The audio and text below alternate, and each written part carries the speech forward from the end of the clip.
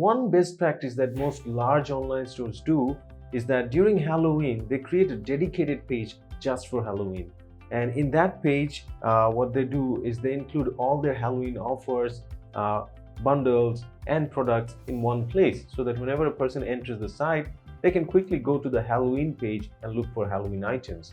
Now, what I'm suggesting is that whether you are a large online store or a moderate one, or even a small one with 5 to 10 items, you can also do similar. You can create a Halloween page where you'll give the offers of your products there that are specifically for Halloween, and you can also add the bundles you created for Halloween, and if you want, you can also list down all the Halloween products that you have in your site in that page.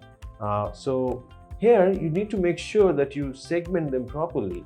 The page should be organized in an order so that at the beginning they get the best offers, and then they get let's say the bundles, and then finally they get the list of all the other products that are just generic for Halloween but doesn't have any offers in them. This will make it easier for you to display your offers, or at least let your buyers know that there are offers available for Halloween. And whoever wants something like that, they can quickly go over to the Halloween page and find out what you have in store for them. And obviously, it's natural that any offers you create, let's say big discounts, you should make sure you create those for the products that you think will sell the most during the Halloween.